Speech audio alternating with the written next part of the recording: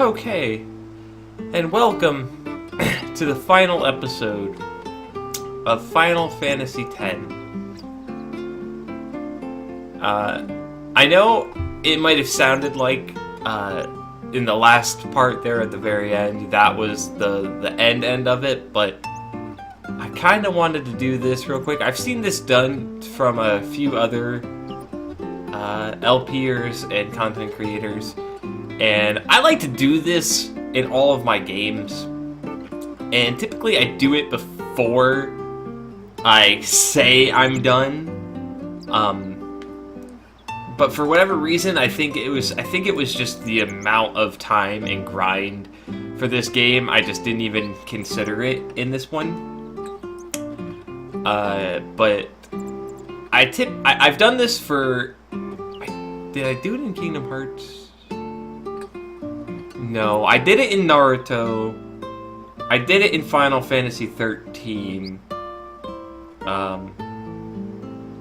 But I didn't do it for Final Fantasy X when I meant to. So I'm doing it now. So this is the final episode. I'm not streaming right now. This is strictly just a video.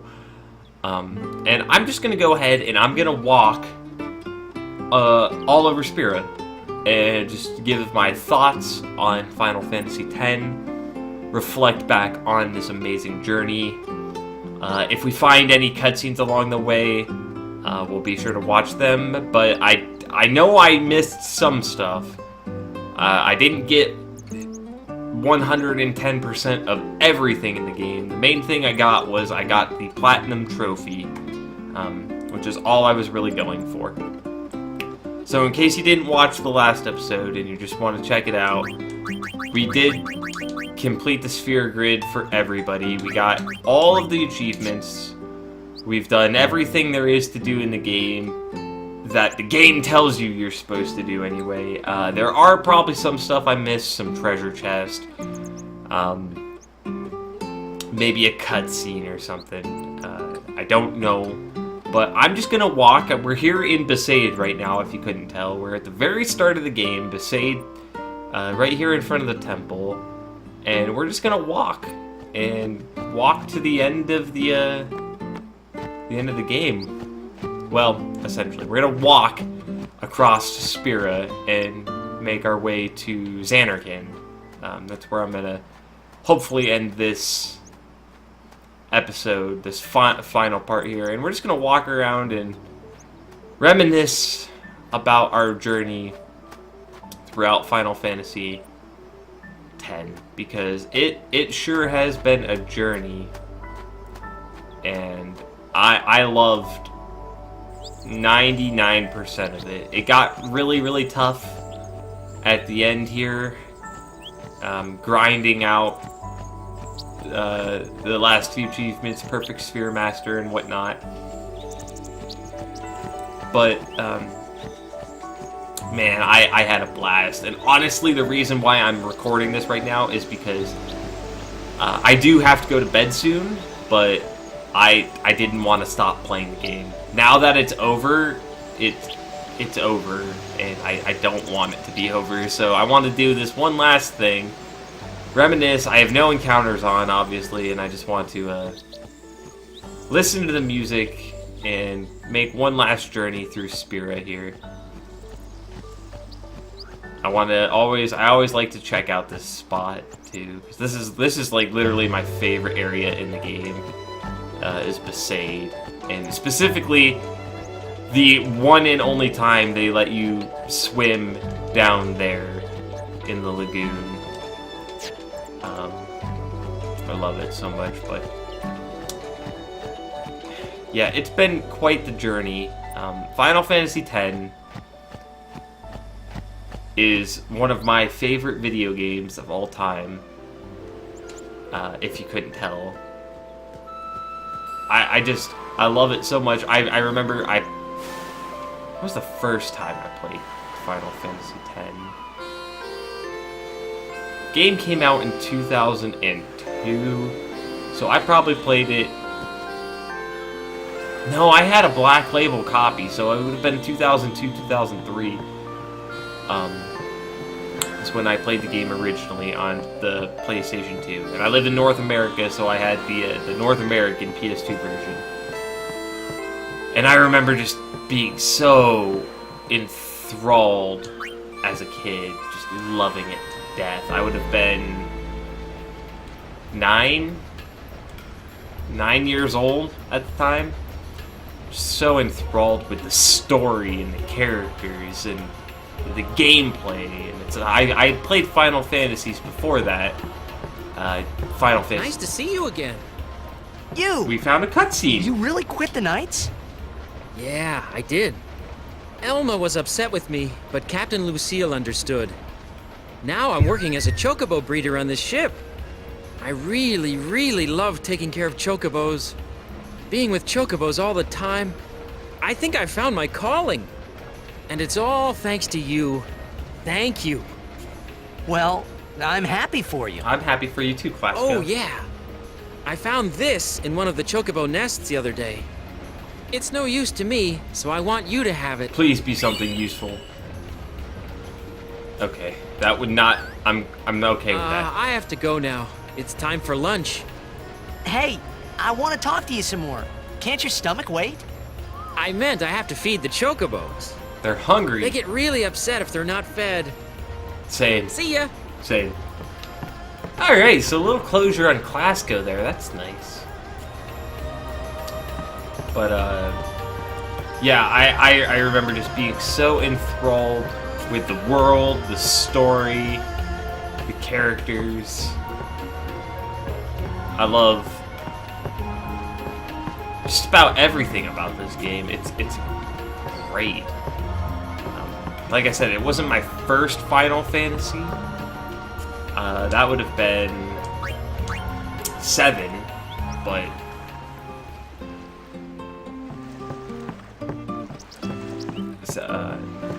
10 was my third, because I played 7, and then I played 8, and then I played 10. So I remember just really, really being like into this one more than I had the other two at the time. I fell in love with 10 more than I did 7 and 8 at the time. And even still to this day, I honestly think I like 10 a little bit more than 7. Maybe not more than 8. I don't know. It's really hard to play that card, to pick a favorite Final Fantasy. I mean, if people ask, I tell them 13 now, but 10 is really good. Like,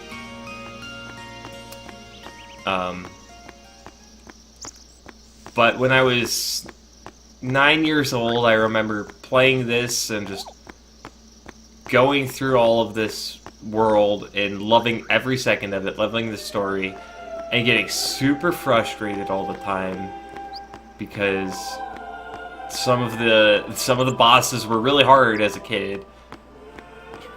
I might have made them look all like chumps in this LP, but for the most part, I just remember getting super frustrated as a kid, and I quit playing. I had to take a break a few times. I didn't even beat it. The first time I beat 10 might have taken me like a year because the amount of breaks I took. But I remember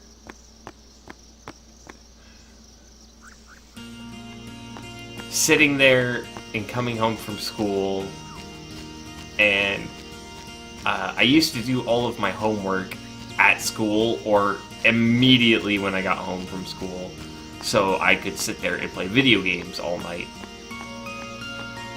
And so I'd get home from school and I'd start playing video games, and Final Fantasy X, when I was playing that, it was like, oh man, Mom used to get so mad at me. She used to have to come and she used to come and turn my PlayStation off. She didn't understand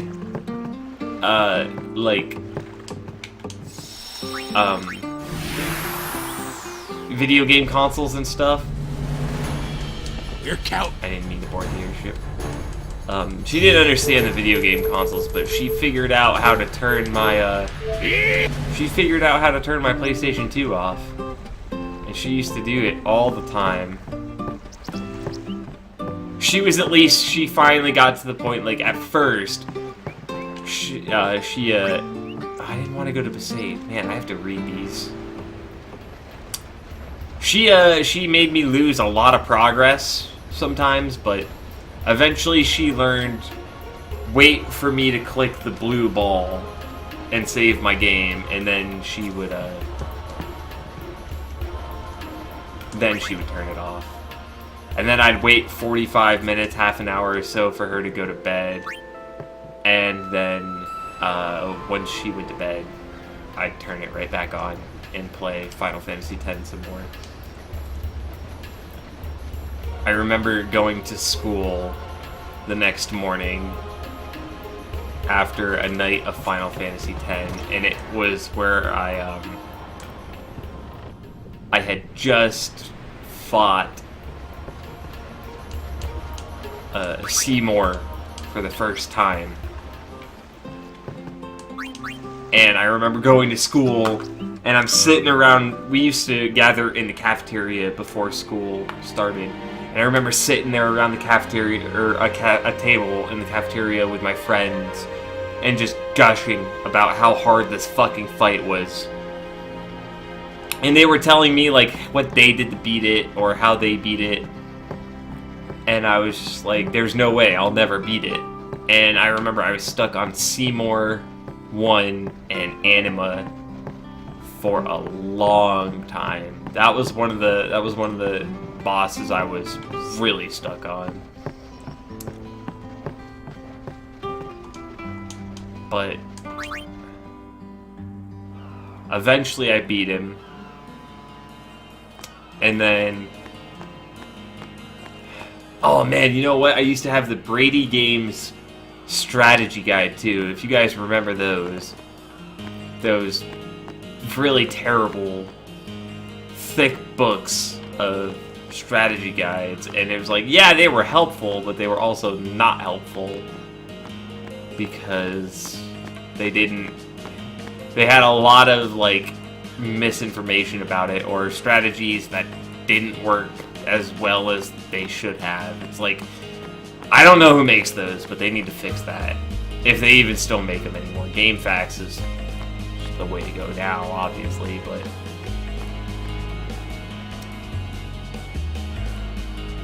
oh, what the fuck? Why is there a Hypello here? Oh, shit! I've never actually seen this before. I've never seen the airship there. That's really cool. That's actually something I didn't know about. That the airship... I knew it was docked there in... I knew you could see it in Kilika and Xanarkand. I didn't know you could see it here in Luca. It's really cool. But, yeah, I remember going to school and I had the Brady Games strategy guide. It was like this thick.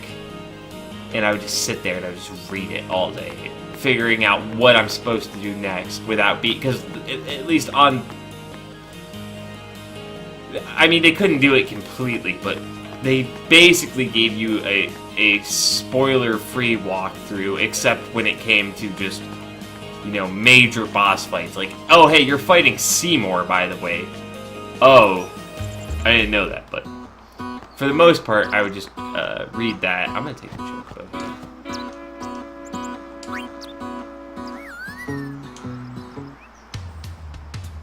I lied. One off.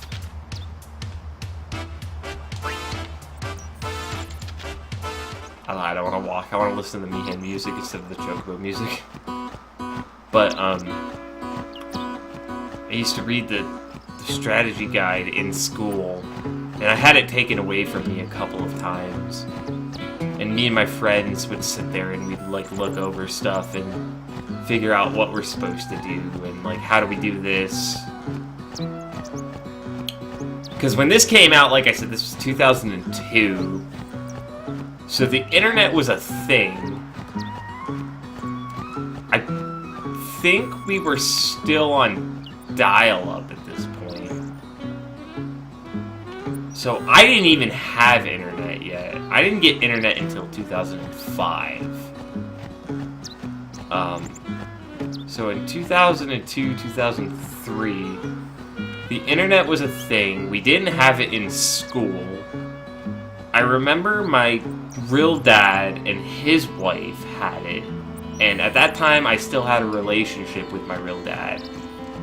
So I would go over to his house on Sundays, and they would let me use the internet, and I'd have to dial up to AOL, and they would let me do it. And I mean, I never thought to look up stuff like Final Fantasy X strategies and Final Fantasy X game facts and stuff like that at that time. But so yeah, we had the big thick strategy guides and word of mouth, and that's how I got through the game. And then just trial and error, of course.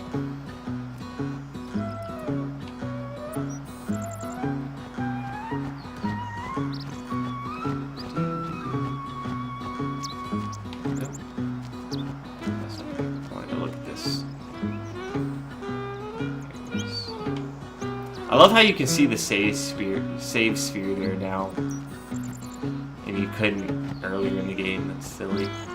At least I don't think you could earlier in the game. I don't think it was there.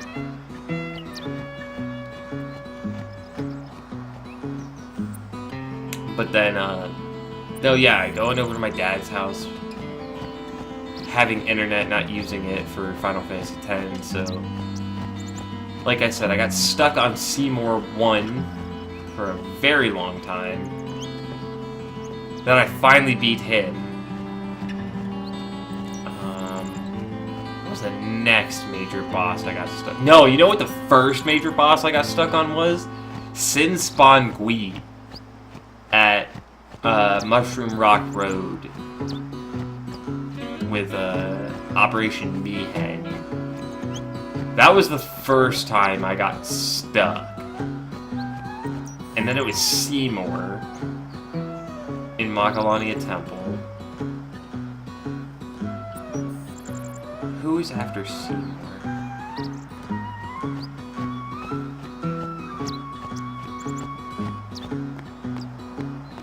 I didn't get stuck in Beacon Hill.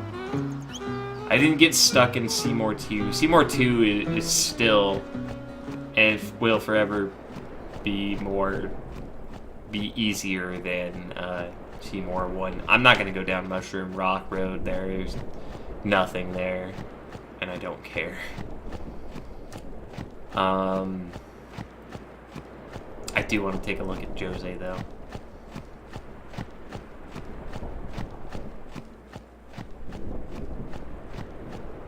Oh, shoot. Even before Seymour 1, I got stuck on that whole, like, area, man. I got stuck on the crawler, the Machina crawler. You have to fight before Seymour 1. Then I got stuck on Seymour 1. Then I got stuck on the Yeti. I don't remember what this name is now. The Abominable Snowman Yeti thing. I was stuck in Macalania for a very long time. But then I got through that. I got through Seymour 2 pretty easily. And then there was Calmlands. I got stuck on the Calmlands boss for a while. The robot, the Defender Y. Or Defender X. I got stuck on him for a little bit.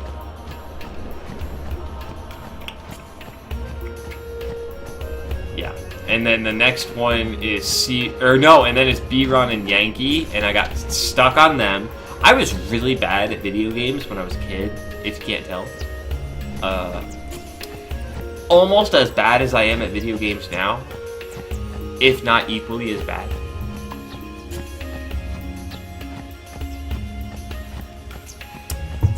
Got stuck on B-Ron and Yankee. I got stuck on Seymour 3. got stuck on Gatekeeper. I got stuck on Second Gatekeeper. I got stuck on Unalesca. And then I got stuck on the final Aeon. I didn't get stuck on Seymour Ford. Seymour Ford was like, I beat him first try. I didn't get stuck on any of the Sins either. Oh shoot, I forgot about Evray. Evray kicked my ass. Yep, Evray kicked my ass. And then I beat all of the Sin fights you had to do. And then I beat Seymour, and then I got stuck on the final boss. Man, I love the Moonflow. The Moonflow might be my second favorite area in the entire game. Like, I love this so much. I have a wallpaper of the Moonflow on my computer. Like, I love it so much. The Moonflow is such a cool area. And they implement a story to it saying it's the coolest fucking thing you will ever see at nighttime. But neither... Right. Wait. Shoepuff's waiting. Rides is Shoepuff? Yes, please. All aboard? Thank you, Jar Jar. They implement the story that the Moonflow is the coolest fucking place in Spira at nighttime. And they say, we don't have time, we're not waiting tonight, you're never gonna see it at night. Fine. We never see it at night in the second game either. They never bothered, like, following up on that, and that makes me so sad because it sounds so cool.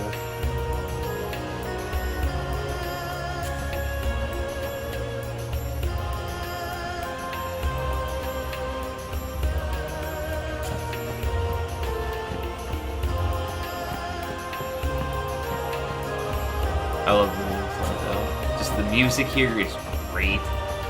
The aesthetics are great.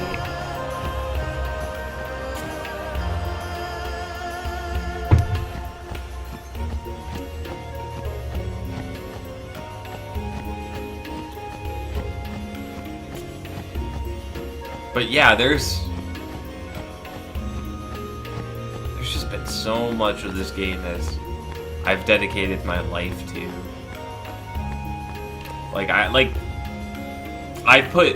This is the first time I've ever done, well, to be fair, well, let's talk to this guy real quick.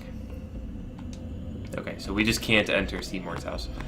That is by far the coolest cutscene in the game, though, is that FMV when you go through there.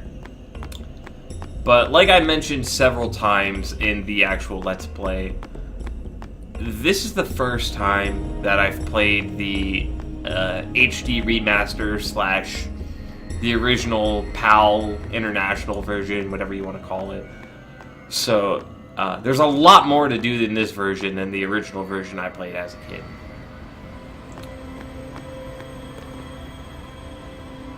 Okay, we talked to you, we talked to Lulu. Who are these? These are new.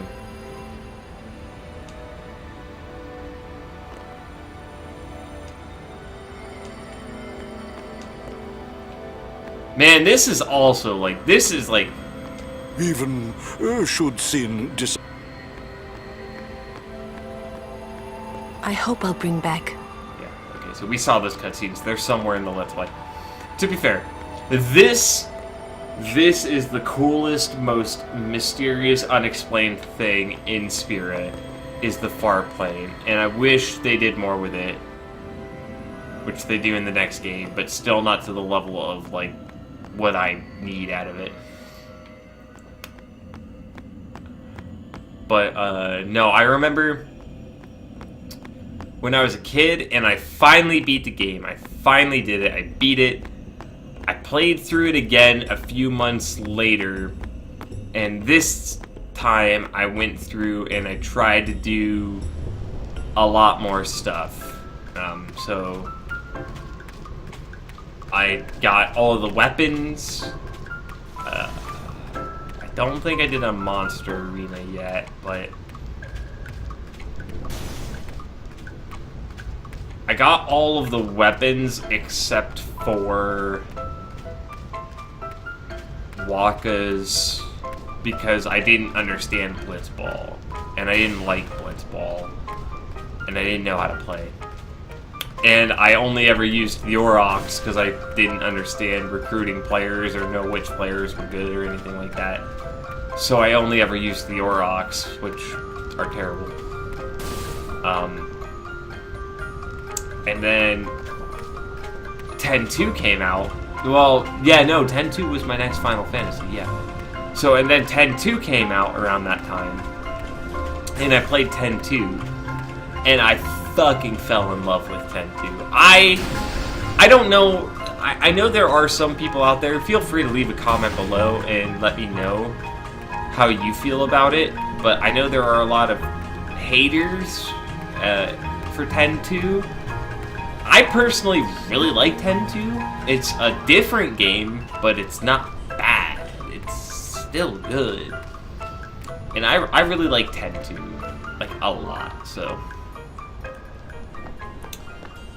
So I played 10-2, and I played that all the way through. And then I went, and the next time I played 10, that's when I went for, like, this was before, once again, you gotta remember, this game was on PS2. This was before achievements were a thing. So you kind of just had to make your own goals. Like, what did you want to do in the game? Especially, well, at this point, I would have had internet, finally. So I learned a lot more about the game, and I learned, like, oh my god, there's a secret boss at the end of the game called Omega. Yeah, let's find Omega and fight him. So get stuck on Omega for 32 years. Fight Omega. Kill him. Awesome, beat the game. Then you learn there's another boss called Nemesis. Okay. Why can I still play the butterfly game? There's no treasure. Anyway. So I think it was my third playthrough that I went through and did everything. Got all the Albed primers, fought Omega, fought Nemesis, all the weapons. Basically everything you could do in the original North American version of the game.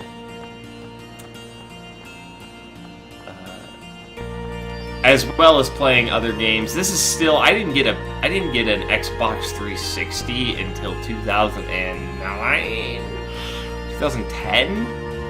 It was when Rock Band 1 came out. Rock Band 1 was the first game I got on Xbox 360, so. So I only had the PS2 and a PS1 up to that point. Amazingly, just the PS2, because the PS2 could play PS1 games. So. I was mainly still just playing Kingdom Hearts, Final Fantasy 7, 8, and 10, and 10-2. I specifically remember I was in 7th grade. So I would have been 13 years old. 12 or 13 years old. And I specifically remember I had gotten really, really, really sick. I just want to take a look at this temple. This temple looks so cool. Anyway, I had gotten really, really, really sick. And I remember my mom called the school. We went to the hospital the second day of my sickness. And my mom called the school and said that I would not be going to school for 2 weeks. So I didn't go to school for 2 weeks, and I had nothing to do. So what did I do? Well, I had homework and stuff. My brother brought me home my homework and stuff. But I would do that, and then, but while he was at school, and before he brought me my homework, I would sit there and play Final Fantasy X and Final Fantasy X-2. And I remember I sat there, and I think, yeah, this would have been like my 4th playthrough of Final Fantasy X. I think I finished it. I didn't do like any like extra stuff. I just wanted to play through the story again. And I think I finished it in like 2 days out of my 2 weeks off. So I was like, shit, what do I do now? So then I started playing Final Fantasy X-2. And that was probably the second time I played that game. And it was that time that I was going for the 100% in 10-2, which I never got. I never got it, even in the North American version. The closest I got was 99%, and the only thing I was, because if you've never played Final Fantasy X-2 before, there's actually a tracker for you. There's a bar on your save file that tells you what percentage of the game you have completed is. Kind of like achievements, but before achievements. And in Final Fantasy X-2, I got 99%. And the only thing I was missing was the Gunner's Gauntlet minigame in Final Fantasy X-2. And it was so fucking hard as a kid. Oh, wow. They don't even let me walk the whole high bridge. Okay. I was hoping they would let me just walk the whole high bridge, but no. We've already talked to them. We've seen that cutscene. But in my later years, too, I have learned there is a lot more to Final Fantasy X-2 that I never did. Like, I think I attempted the Via Infinato, which is like the super optional dungeon of the game with the super boss at the end of it. Never did that. So I'm very much looking forward to 10-2 when we get around to playing that, but for right now I'm just enjoying a quick stroll through Final Fantasy X for one last time. I love the Calm Lands. I remember the first time I got here and just thinking this is the biggest area, biggest open, like just biggest area I've ever seen in a video game in my entire life. I was like, I remember thinking, I'm like, I'm gonna be here forever. This is gonna take me forever to get through. And then looking back on it now, it's like it's relatively nothing, especially compared to stuff like the Ark-Killed Steppe in Final Fantasy 13, or like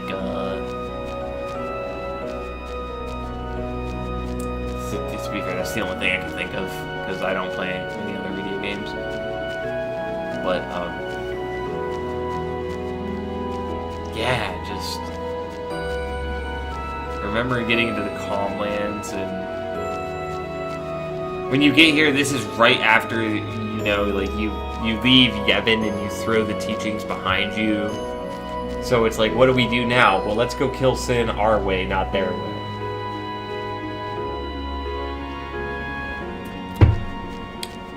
And I remember getting here and getting stuck on this boss for, like, ever. Like, forever. And then finally beating him and checking out the cavern and not being able to afford Yojimbo, so then, you know, you, like, just fuck it and go do it later. Head to Gagazet here.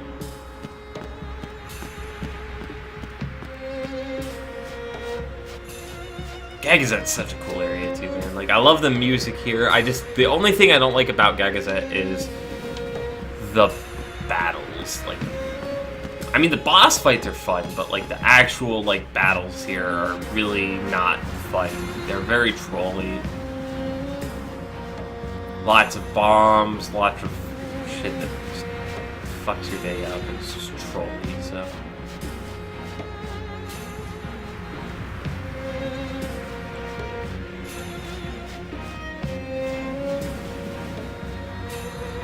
I also never really used, like, no encounters either. I know I had no encounters when I was a kid. At least on some of the playthroughs I did, but I never used it because, like, I'm always in that RPG mindset where it's like, yeah, I need levels no matter what. until I don't need them anymore. It's like, until it's like, it's completely worthless for me, and they're giving me 1 experience point for killing 5 enemies. It's like, okay, yeah, no. I don't need to fight this stuff. It's like if I was to go fight a dingo in the save right now, like, yeah. But I always liked to go through and just fight everything. Getting here and fighting Seymour, man, oh man, that was... I was stuck on Seymour 3 here for maybe a month. It took me a long time to beat him. His stupid combo. Because he's the one that does the combo where he zombies you and then heals you instantly after. Now see, I wish they did more with this in the game. Looking back on it, like... No, I still wish they did more with it in this game. They do a little bit more with it in the second game, but I wish they did more with the Faith Scar. The Faith Scar is like maybe one of the coolest areas in the entire game, if you think about it, because like, if you don't know, I explained it in an earlier episode, like probably when we got to the Faith Scar the first time, but so the Xanarkand that Tidus comes from, it's not a dream, it's not time travel, it's a physical summoning. It's an Aeon, essentially, just of a city. And an entire city of people and everything, an entire society. And you need a big faith to do that. So what happened 1,000 years ago is right before Sin destroyed Xanarkand, during the war between Bavel and Xanarkand, the summoner Yevon, or Yevon, knew he was going to lose. He was the leader of Xanarkand, by the way. He knew he was going to lose, and so he conjured up this idea to basically sacrifice the entire population of Xanarkand and turn them into a faith so he could preserve the memory of Xanarkand forever in the summoning, in this dream Xanarkand. And that's what the Faith Scar is. The Faith was created at the top of Mount Gagaset to make the summoning for Xanarkand, which is a physical place. You could see it on the map. Well, you can't see it on the map, but it's on the map of Spira, somewhere around the Baj Temple area, and that's why you end up at the Baj Temple at the start of the game, when Sin attacks summoned Xanarkand. And in doing that, he wanted to preserve it forever, and so he created, or found a way to live forever and preserve this summoning through an armor called Sin. And then his daughter formed made the final summoning and defeated the armor, but didn't defeat Yevon. And so with Yunalesca and Zayon, they were able to defeat Sin, but Yevon just took over the Aeon and made another Sin a little bit later to preserve the dream forever until we stopped it.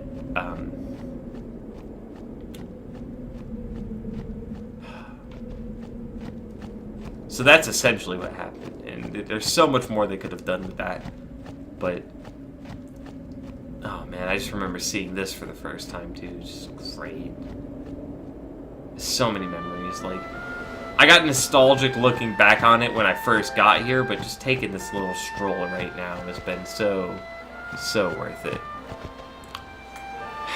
And that's just like, that's like everything in Final Fantasy X, man. I just wanted to make this quick It's a little, it's about an average episode. A little shorter episode for me, but still longer episode of just my memories, my times, my love for Final Fantasy and Final Fantasy X and Spira all together. I really hope you guys had fun on this journey as much as I did. If you have played Final Fantasy X, please leave a comment down below and let me know what your favorite part of Final Fantasy X is. Is it when you find out Yevon is bullshit and there's no reason to believe them anymore and you go off on your own? Is it when you win the fucking championship in Blitzball? Is it when you get to the Thunder Plains and Eunice says she's gonna marry Seymour? Is it when you kill Seymour? Is it when you just land in Besaid and realize Tidus has something in common with a world he knows nothing about? What is your favorite part about Final Fantasy X?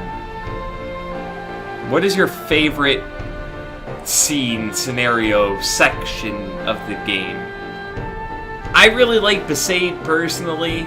Like, that first opening area is really, really good. I don't know if I can call it my favorite. It's really hard to pick a favorite, and I understand that, but okay, so let's not say favorite. Tell me, first thing that pops into your head when you think of Final Fantasy X, what's the first thing that pops into your head that you think of, that you like that? You like that a lot. Let me know now. Let me know down in the comments below. If you've never played Final Fantasy X, please play it for yourself. Go pick it up. It's on. You can get it on PS2, PS3, PS4, PS Vita, Steam. There are a ton of ways to play this game now. I went through and I've been playing on the PC version, if you didn't know. And yeah, it's been a journey. Make sure you thumbs this video up if you care. Thumbs it down if you don't. I don't care. I just really had fun, and I wanted to play this game just a little bit longer and share my thoughts and feelings with you guys. So, thank you so much for watching. My name is Adam. You can call me Cloud. I'll catch you next time.